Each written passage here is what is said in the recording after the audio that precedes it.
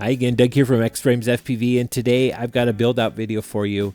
Now this is a little different because we're going up in size. 6 inches were really popular for a while, and then they kind of pulled back a little bit. Now they're kind of coming back into popularity, and now we're seeing 7-inch frames coming out there.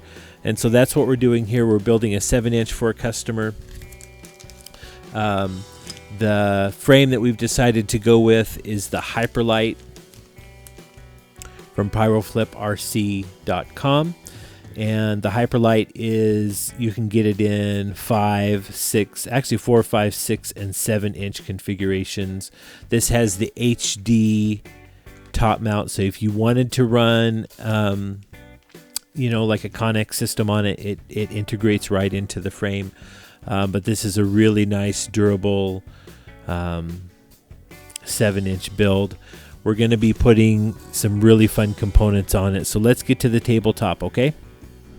All right, so here we go. This is the Helix 7-inch. We're going to get the motors all ready to go. And we're going to do, first of all here, is get the length of the wire. So the way I do it is just kind of rough up where I want the ESC to go, and then I'm going to cut the wire up on each of the motors. Okay, so now we're going to tin up all the motors, and I've used this red flux. It's a really strong flux, and it just really helps the solder to flow. And then we're going to use a flux pin here, and we're going to solder up the ESCs.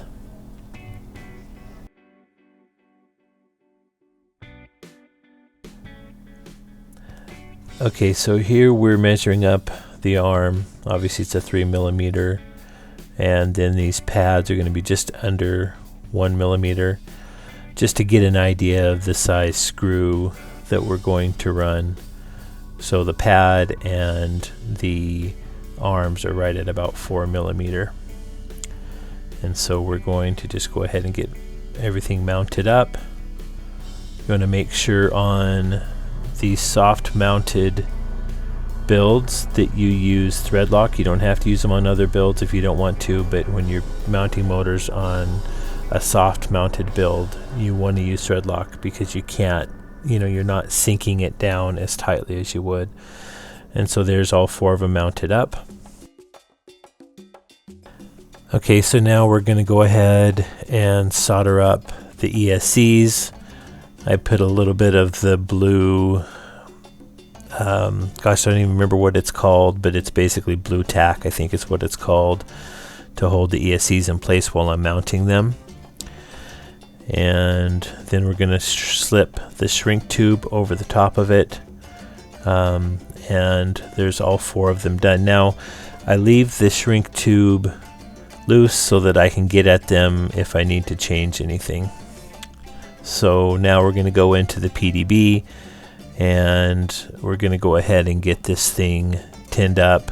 We need to tin all the pads. We're going to be using 5 volts and 12 volts on this one.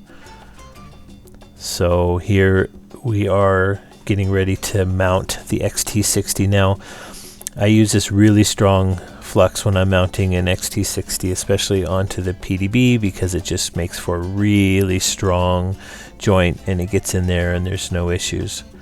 So this is just pretty obvious. I just put a little weld there, just a little solder there to hold it on, and then I go to the other side so that I don't have to worry about trying to hold it on while I'm soldering that one side.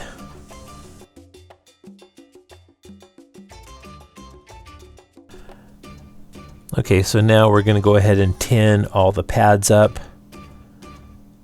And sorry guys that this is not in focus. I tried to, this is a GoPro 5, and I tried to get it to where it's a good focus, but it just doesn't seem like there's any kind of really sharp focus on that.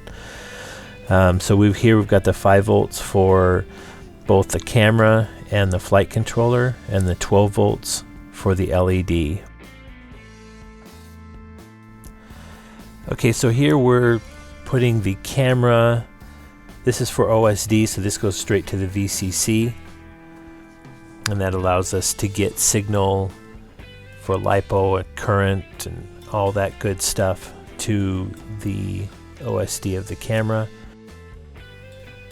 Okay, here we're just running the wires, you know, in the right direction for this frame.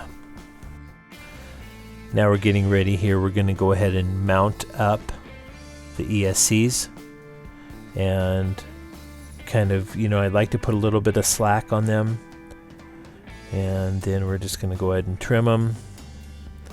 We will obviously tin the wires and then just mount it, each one of them on. I use tweezers to help me get in there and hold it. I have a pair that I like because they have a really nice rounded, they're actually surgical ones from a nurse that gave me a bunch of stuff, and they're perfect because they're rounded and soft on the end, so they make it where you're not going to damage what you're using. And then we've got the positive, and that will be how these will run, and then we'll wire the other 4, and that'll be it for the ESCs. There's all 4 of them done.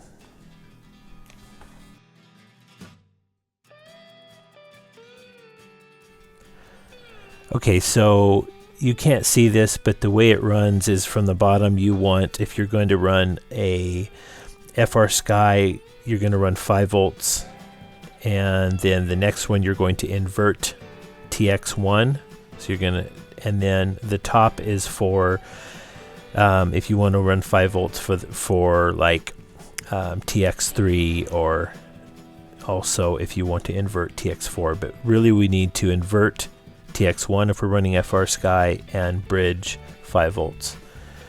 And here we're just tinning up everything.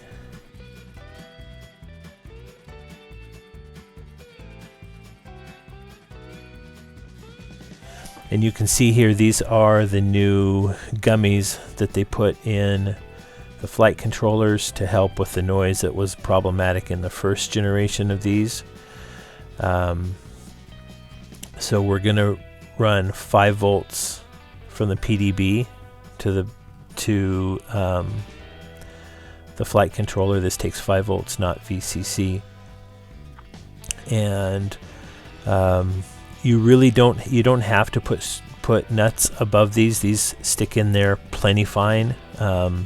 These gummies hold it to the flight controller really well, and so I've actually had crashes and they stay in better actually sometimes than plastic standoffs with screws or with nuts, because those break a lot of times. So here we're wiring up the 5 volts, and that's pretty straightforward. You run 5 volts from the PDB to the flight controller.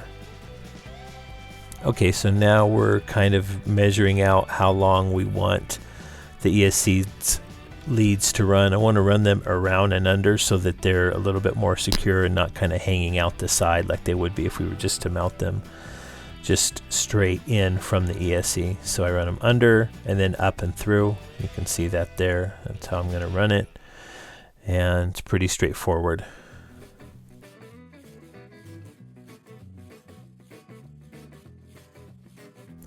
Okay, so now we're going to go ahead and trim these. You know, leave yourself a little slack. There's plenty of room under the flight controller for these two ESC leads to kind of have some space.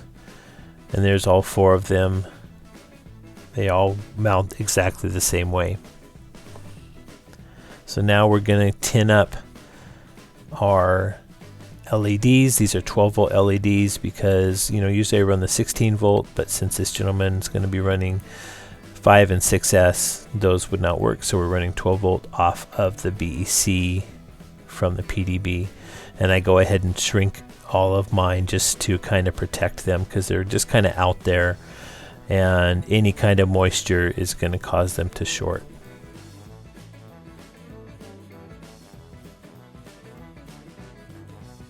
So we're getting our 5 volts to the camera straight off the VTX. So here we're going to tin all the wires and just do just a slip connection. In other words, they're just, you're soldering them right together. This is plenty strong for this application. There's no real force being put on these. So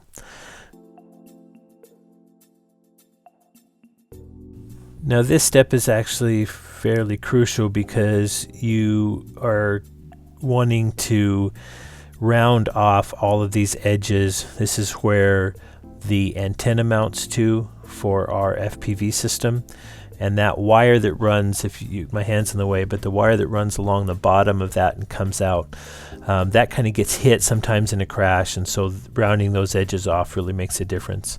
You also want to do the same thing on the other side where you're mounting the battery strap to. Now we're not mounting a battery strap because we have this kind of PDB that mounts straight on there.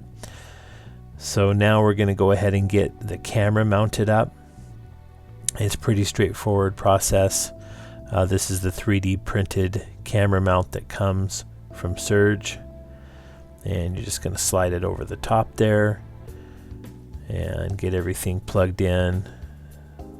Angle, it just depends on, I'm making sure that this has plenty. This had about, when I was done, I was able to get 55 degrees of angle, which is plenty for most people for sure, especially on a 7-inch. So it looks like less, but it's just because of how of the angle, I guess.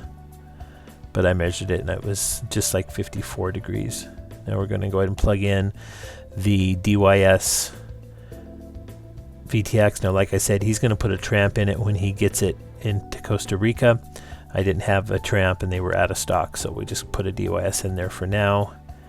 Now we're wiring up the FRSky X4R so that we can get it mounted, and we're putting it in a little bit of shrink, and I like to score each side of where the button is so that that's not under pressure. And we'll mount this to the top and go ahead and wire it. This goes to TX1. This is where we bridged, so we're sending that now an inverted signal, and we're also sending it 5 volts. I put a little extra pads underneath, you can see on the flight controller, to help make it really nice and secure and level. Okay, the only thing we have left here is we're just checking, make sure the camera still has plenty of tilt with it. We're going to mount the VTX to the top plate with some double-sided tape, and that will complete that build. All right, guys, that's it. That's this build video. This is more of a condensed build video.